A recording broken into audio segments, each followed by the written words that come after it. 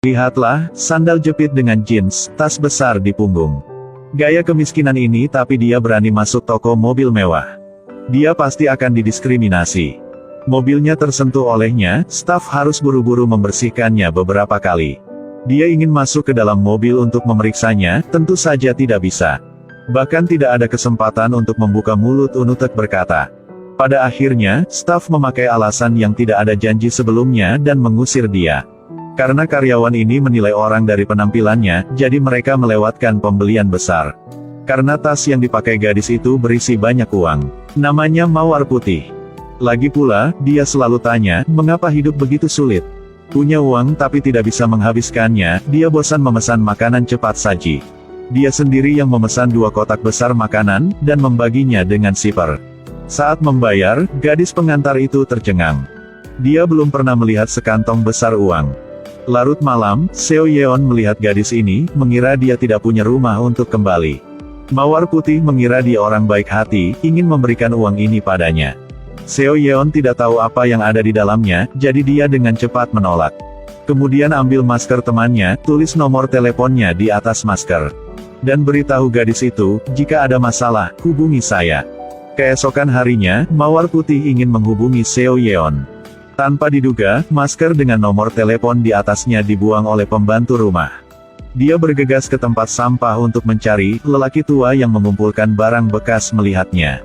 Pikirkan anak ini sangat menyedihkan. Jadi berikan dia yogurt berharga yang dia simpan selama bertahun-tahun. Gadis bilang dia tidak membawa uang hari ini, dia akan membawanya di lain hari dan kasihnya. Sepertinya anak ini tidak hanya tunawisma, tetapi juga memiliki beberapa masalah dengan kepalanya. Orang tua merasa kasihan, menggelengkan kepalanya dan pergi. Ketika dia menemukan masker itu, angka-angka di atasnya sudah kabur. Bahkan, dia sangat menyedihkan. Ibunya sering menyuruhnya pergi menemui orang kaya. Hari ini, sekali lagi mengaturnya untuk bertemu dengan seorang pria berusia 47 tahun. Bahkan kartu kamar hotel sudah disiapin dia. Setelah berkencan, dia seperti kehilangan jiwa yang tersesat berkeliaran di jalanan. Karena pakai sepatu hak tinggi, kakinya tergores. Pada saat ini sepasang sandal dibawa di depannya. Ternyata Seo Yeon melihat gadis kasihan ini dan membawanya pulang. Tanpa diduga, ada 3 pria dewasa di rumah. Meskipun semua orang tidak setuju di dalam hatinya, mereka tidak berani mengatakan apa-apa. Karena Seo Yeon adalah bos di rumah. Bagaimana rasanya memiliki 3 kakak laki-laki tampan di rumah? Adik perempuan itu pergi keluar untuk membeli makanan, tetapi menghalangi jalan oleh 3 gadis muda. Alasannya lucu, dia adalah saingan cinta ketiganya. Langsung saja bisa menebak dengan ujung jari kakinya, itu masalah dari 3 kakaknya. Di luar menggoda cewek, Seo Yeon tidak bisa menghindari dipukuli oleh mereka. Meskipun dia tinggal bersama 3 kakak lelaki yang tampan, dia tidak pernah dimanjakan. Karena ketiga kakaknya itu sangat hot, banyak gadis yang berbaris setiap hari. Surat cinta yang bertumpuk, berkirim-kiriman sangat menyebalkan, dia adalah adik yang terjebak di tengah. Berkat restu para bajingan ini, dia juga menjadi pembicara yang keras dan menjadi guru olahraga. Di kehidupan ini, dia paling membenci orang tampan, tapi dia mungkin membenci apa, Tuhan akan berikan padanya. Dia bertemu seseorang yang lebih tampan dari kakak laki-lakinya. Dia memiliki penyakit kebersihan yang serius. Jangan kesini, jangan kesini. Jauhi aku, jauhi aku. Selain penyakit bersih, dia juga kena diare. Terlepas dari waktu dan tempat, sangat tiba-tiba.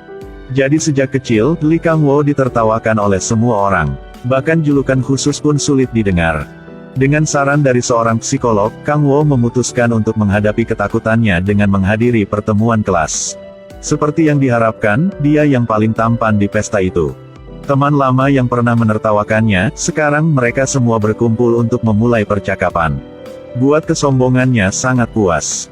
Kang Wo menunjukkan dia sebagai pria yang hangat dan rendah hati. Ingin membual tentang keluarganya, tidak terduga Seo Yeon yang duduk di sudut akan memesan lebih banyak daging. Ingin pamer jam tangan bermerek yang mahal, Seo Yeon teriak lagi minta kertas. Mempengaruhi dia untuk mengerahkan kekuatannya, membuatnya marah. Silakan perkenalkan dirinya, ingin membuat mata teman ini melebar lihatnya. Bagaimana dia sudah berubah, tapi Seo Yeon tidak peduli. Aku cinta monyetmu. Apa? Aku bencimu. Kamu berdua gemuk dan jelek. Aku sama sekali tidak menyukaimu. Mimpi buruk di hatinya sudah memiliki jawaban, meskipun Kang Wo sudah siap untuk datang ke sini. Tapi masih dipukul ke jiwanya begitu keras, perutnya mendidih lagi. Kang Wo berpura-pura tenang, masuk ke toilet toko barbecue. Tapi di dalamnya sangat kotor, membuat orang kena penyakit kebersihan seperti dia. Tidak bisa duduk, harus tega pergi. Dia selangkah demi selangkah sangat sulit, ingin mencari tempat yang mewah dan bersih. Tapi Tuhan tidak menyenangkan manusia. Belum dapat menemukan solusi, dia tidak dapat menahannya lagi. Kang Wo dipermalukan sendiri, mengetuk pintu rumah psikiater di tengah malam. Dia tahu, wanita ini adalah penyebab segalanya. Sejak kecil, Kang Wo diejek oleh teman-teman sekelasnya. Dia pernah mengumpulkan keberanian untuk mengaku cinta pada Seo Yeon, tapi dia menolaknya dengan keras.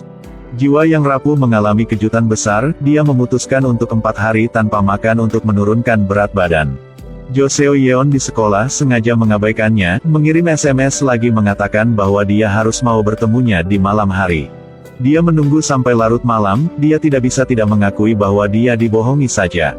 Kemaluan menjadi kemarahan karena dibohongi, akhirnya dia kehilangan kesabaran. Dia dengan panik memakan semua makanan di lemari es, melupakan kenyataan keesokan harinya. Karena dia makan dan minum tidak dicontrol, dia tidak bisa menahan diare di dalam bus. Teman-teman melihat situasi ini, mengejek dan tertawa terus-menerus. Itu sebabnya Kang Wo kena penyakit yang tidak dapat disembuhkan. Psikiater berkata, hanya ada cara untuk mengatasi obsesi yang dibawa Seo Yeon. Jadi baru bisa keluar dari mimpi buruk diare. Jadi dia meminta untuk mengajak Seo Yeon berkencan. Kang Wo percaya bahwa tidak ada wanita yang bisa menolak pesonanya. Mengaku padanya lagi, akhirnya disebut gila oleh Seo Yeon. Katakan bahwa kalau dia terlalu bebas, bab aja. Begitu dia mengucapkan kalimat ini, Kang Wo merasa dirangsang lagi, merasa mau bab. Kang Wo sangat percaya diri dengan temperamen dan penampilannya. Berpikir bahwa Seo Yeon membencinya karena tidak punya uang, jadi tidak setuju untuk berkencan dengannya. Akhirnya memutuskan untuk pergi membeli mobil, pergi ke bengkel mobil. Kang Wo melihat Seo Yeon merayu seorang pria tampan. Ternyata, dia datang untuk mengumpulkan biaya hidup dari kakak pertama. Kang Wo sangat kesal, pergi ke bar untuk minum. Melihat Seo Yeon menggoda pria lain lagi. Sebenarnya, dia mengumpulkan uang dari kakak kedua. Kang Wo terkejut, mungkinkah Seo Yeon memiliki semacam kekuatan yang tidak diketahui orang lain. Jadi mengapa orang-orang itu bisa dekatnya, tapi dia tidak bisa. Tapi masih ada Tuhan yang membimbing dia. Ketika Kang Wo datang mengunjungi sekolah rumahnya, tidak sengaja melihat Seo Yeon mengajar senam kepada siswa di stasiun. Ternyata lawan selalu ada di telapak tangannya. Keinginan untuk membalas dendam dibakar, dia memutuskan untuk menjadi direktur sekolah.